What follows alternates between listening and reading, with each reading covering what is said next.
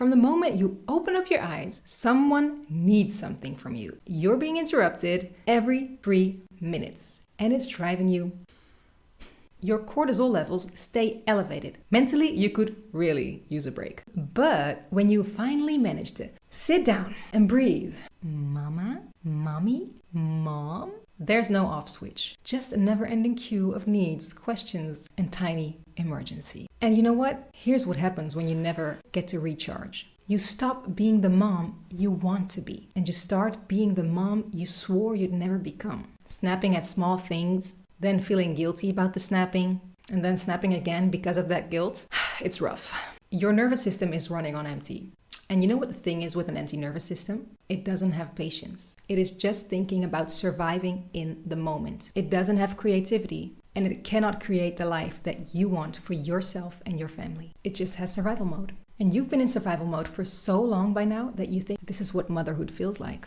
But it's not. A few years ago, I discovered something completely by accident that changed our life. It wasn't a supplement or a morning routine that requires you to wake up at 5 o'clock in the morning. It was something so simple that if I told you what it is, your first reaction will probably be, "Oh, that wouldn't work in my house." And I know that because I've heard it before. And I've seen it work anyway. Here's what it is. Every day after lunch, my kids go to their rooms. No screams, no mommy. It's just them and their toys in their rooms by themselves, enjoying themselves and getting into a flow for 2 hours.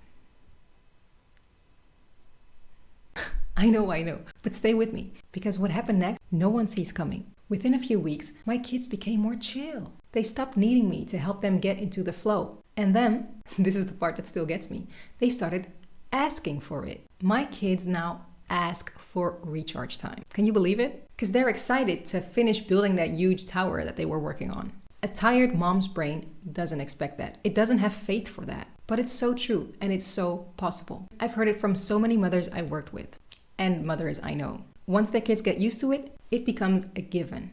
And so many times they even genuinely look forward to it, to having a break, peace of mind, a moment to themselves. I think we can relate, right? Recharge time is not just for the moms. Recharge time is a gift you give your child. Give them the chance to find their own flow, which will help them immensely in life. You give them the opportunity to build something, to invent something, to be proud of what they accomplished, to push through when it gets hard, and to get the payoff. You give them the opportunity to sing to themselves, to get bored and work through it, and then unbore themselves. Hello, this is how they learn to regulate their own nervous system. And it's being built every single afternoon. A win-win doesn't even cover it. And I want to tell you about something that I almost didn't include because it sounds like too much. We also do a morning version. Until 8 a.m., my kids play independently in their own rooms. And from 8 till 9, they play together, but still without us. So if you're the mama that gets dragged out of bed before 5:47 every single morning, then this one is for you.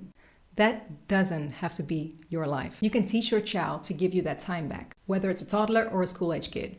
Honestly, we started when they were babies and we never stopped. It takes a bit of practice, but I promise you it's worth the payoff. And it's totally possible. Because imagine this for a second. Tomorrow afternoon, lunch is done. And instead of the usual chaos, while you're already tired, your child automatically goes to their room because they know what time it is. And the house gets quiet. And then after a couple of minutes, somewhere far away, you hear your child singing or talking to themselves in their own imaginary world. And you sit down, and not to do laundry or to do emails, but just for a moment, you just sit to breathe and to relax.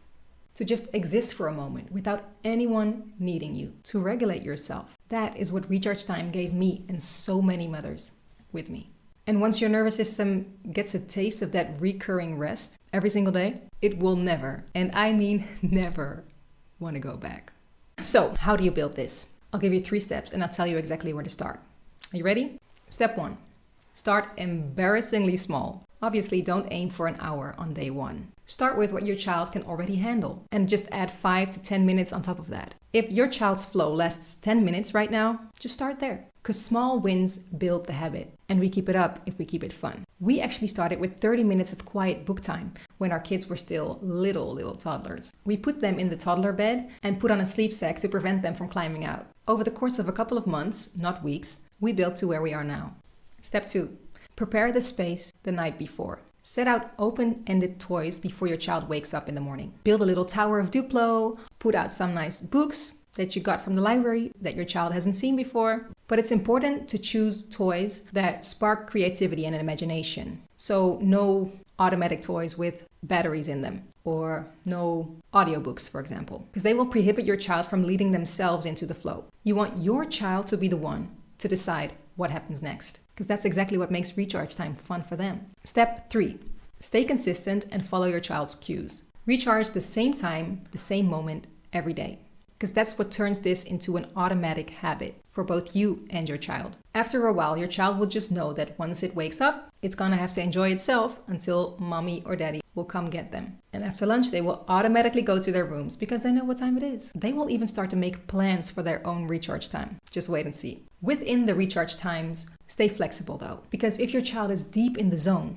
just add a few more minutes. Let it run a little longer. But if you notice they're struggling, shorten it and build back up. You want your family to experience recharge time as a success experience and not as a failure. It just works best when you keep it fun. You know your child and you will get there together. Okay, there's a bonus tip because I've gotten a lot of questions about this specific part of training your children to do the recharge time. I personally wouldn't use a charger or anything automatic to keep up with the time while you're building up the recharge time. Just let your child get used to you getting them after recharge time is done. This way your child doesn't have to worry about the timing and they can just use all their focus to get into the flow. And this way you can easily adapt the amount of recharge time to their needs without having to explain yourself or apologize for it. Later, when everything goes automatic, yes, you can give your child a watch. Tell them that they can come back at 3 p.m. or something. No worries. That's what we do too now. But it's not where we started. Recharge time changes lives. And listen, if you have children, this is a huge step out of survival mode. If you want to grow your capacity and become the relaxed version of yourself, not just in theory, but in actual daily life, consider subscribing because that is exactly what this channel is all about. I'd say try recharge time this week, even if it's just 15 minutes, and come back and tell me how it went. I'd love to hear about it. I'll see you in the next one.